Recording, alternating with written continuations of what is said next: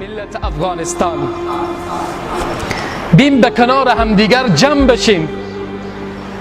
ما را زبان نمیتواند در کنار هم جمع بکند،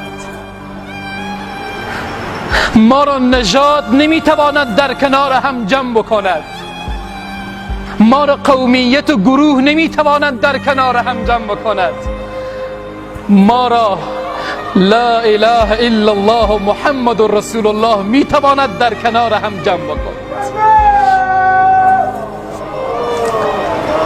بیم هم دیگر را تحمل بکنیم. تاجیک پشتون را تحمل بکند، پشتون تاجیک را تحمل بکند، ازبک را تحمل بکند، ترکمن را تحمل بکند. همه اقوامی که در افغانستان زندگی میکنند، همه ما بیاییم همدیگر را تحمل بکنیم. اگر من و تو همدیگر را تحمل نکنیم، بیگانگان ما را تحمل کرده نمیتوانند، نیست و نابودمان میکنند. این نژاد قوم چیست؟ چه چیزهای اعلانات میکنند به نام زبان و به نام نژاد؟ اگر من تاجیکم، خیلی از اساتیدم هستند که پشتونن، من دستشان را میبوسم. اگر من تاجیکم، خیلی پشتونه های عزیزی هستند که خود فدای تاجیک ها میکنن. این چی معنا داره؟ من تاجیک، تو پشتون. خدا میگه اینها لتعارفو، ارزش ندارد. تاجیک بودن و پشتون بودن هیچ ارزش ندارد، اصلا معیار نیست. خواهران و برادران مسلمان من، عزیزان من، ملت عزیز افغانستان، بیم در کنار همدیگر قرار بگیریم. من و شما تا حال به سر کلمه دانشگاه و پوهنتون جور نیامدیم. یک کلمه پشتون و دری در کشور ما قابل حل نیست. این چی معنای دارد؟ من و شما مسلمانیم. کسی حق ندارد بندگان خدا را تحقیر بکند.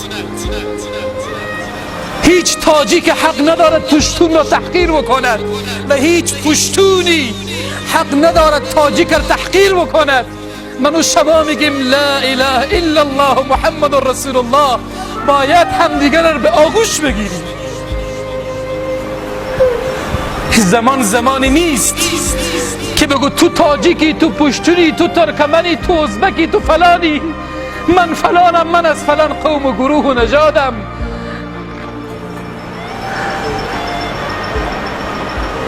ما یک نژاد و قوم داریم و هم اسلام و هم لا اله الا الله محمد رسول الله.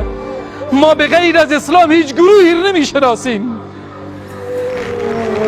دین ما، زندگی ما، همه چیز ما اسلامه.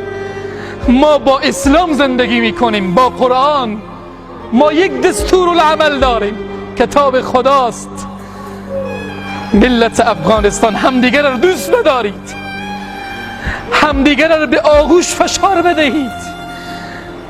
اگر من و تو همدیگر را به آغوش فشار ندیم، دشمن ما را به آغوش چنان فشار میده که ما را زیر خاک دفن بکنید. و در اخیر از دست دادن شهید مهراب و منبر دکتر ریاض نیازی را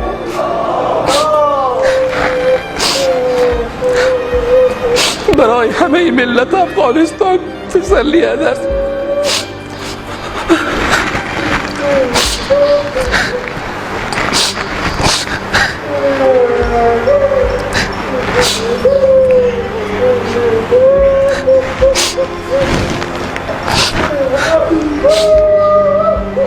شخصیتی است بی بدیل از من و شما گرفتم. شخصیتی که همیشه خواهان صلح، خواهان برادری، خواهان امنیت،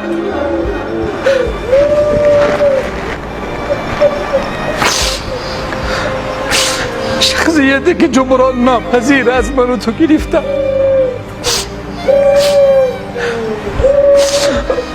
روح تو شهید منبر و محراب در غریق رحمت رب العزت و الجلال باد. تو به پله ترقی و تعالی رسیدی، جام شهادت را نوشیدی، اما این را بدان که راه تو شهید منبر و محراب ادامه خواهد داشت. با رفتن دکتر ایاز نیازی اسلام نابود نمی شود. شاگردان دکتر ایاز نیازی اون خط و مشی و طریق اعتدالگرایی که شهید منبر و محراب ما داشتن پیش خواهند برد و هیچ دشمنی اجازه داده نمی شود که برنامه های اسلامی ما را در این سرزمین مجاهد پرور خاموش بکنند. اگر عالم خود را از دست می دهیم باعث بیداری ما می شود. علما بیدار می شوند، نه اینکه علما بترسند، نه تنها علما بلکه هر کس که میگه لا اله الا الله محمد رسول الله به انتظار نوشیدن شهادت در راه رب العزت و الجلال. گرچه شخصیت بی‌بدیلی بودن، با تمام دانش خصوصا در این شرایط حساس وجود حضرت دکتر رحمه الله تعالی نیاز مبرمی بود، ولی دشمنان اسلام و دین و دشمنان این وطن مظلوم نتوانستند وجود پربرکت حضرت دکتر ایاز نیازی را تحمل بکنند. اونها فکر میکنن با رفتن ایازها میتوانند قانون خدا را از بین ببرند. این قانون خدا را الله روشن کرده و هیچ بیگانی و هیچ خائنی و هیچ منافقی نمیتواند برنامه های اسلامی از سرزمین های اسلامی بردارد. الله رب العزت و الجلال ایشان را غریق رحمت بگرداند. پروردگار عالم حشر دکتر ایاز نیازی را در کنار شهدا و صدیقین و نبیین و صالحین قرار بده.